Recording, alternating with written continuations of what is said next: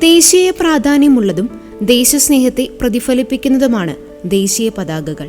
ലോകത്ത് വിവിധ ചിത്രങ്ങളും ചിഹ്നങ്ങളും നിറങ്ങളും ആലേഖനം ചെയ്തിരിക്കുന്ന അനേകം പതാകകളുണ്ട്. എന്നാൽ അതിൽ നിന്നെല്ലാം വ്യത്യസ്തമായി ദേശീയ പതാകയിൽ വിശുദ്ധ ഗ്രന്ഥം ആലേഖനം ചെയ്തിട്ടുള്ള ഏക രാജ്യമാണ് ഡൊമിനിക്കൻ റിപ്പബ്ലിക്.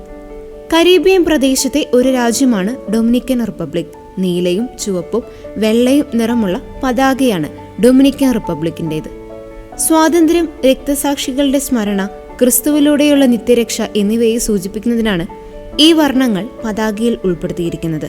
പതാകയുടെ മധ്യഭാഗത്തായുള്ള കോട്ട് ഓഫ് ആംസിലാണ് വിശുദ്ധ ഗ്രന്ഥത്തിന്റെ ചിത്രവും അതിനു മുകളിലായി കുരിശും ആലേഖനം ചെയ്തിരിക്കുന്നത്. കുരിശിന്റെ രൂപമാണ് പതാകയിൽ ഏറെ പ്രാധാന്യത്തോട് കാണുവാൻ സാധിക്കുന്നത്. ഡൊമിനിക്കൻ റിപ്പബ്ലിക്കിന്റെ സ്ഥാപകരിൽ ഒരാളായ ജുവാൻ പാബ്ലോ ഡുവാർട്ടെയാണ് പതാകയിൽ വെള്ള നിറം കൂടി ഉൾപ്പെടുത്തി രാജ്യത്തിന്റെ വിശ്വാസം പ്രഘോഷിക്കണമെന്ന് നിർദ്ദേശിച്ചത്. പതാകയിൽ വിശുദ്ധ ഗ്രന്ഥം മാത്രമല്ല, ദൈവവചനവും ഡൊമിനിക്കൻ റിപ്പബ്ലിക് ഉൾപ്പെടുത്തിയിട്ടുണ്ട്. വിശുദ്ധ യോഹന്നാന്റെ സുവിശേഷം 8-ാം അധ്യായത്തിലെ 32-ാം വാക്യമായ നിങ്ങൾ സത്യം അറിയുകയും സത്യം നിങ്ങളെ സ്വതന്ത്രരാക്കുകയും ചെയ്യുമെന്ന തിരുവചനമാണ് പതാകയിൽ രേഖപ്പെടുത്തിയിരിക്കുന്നത്.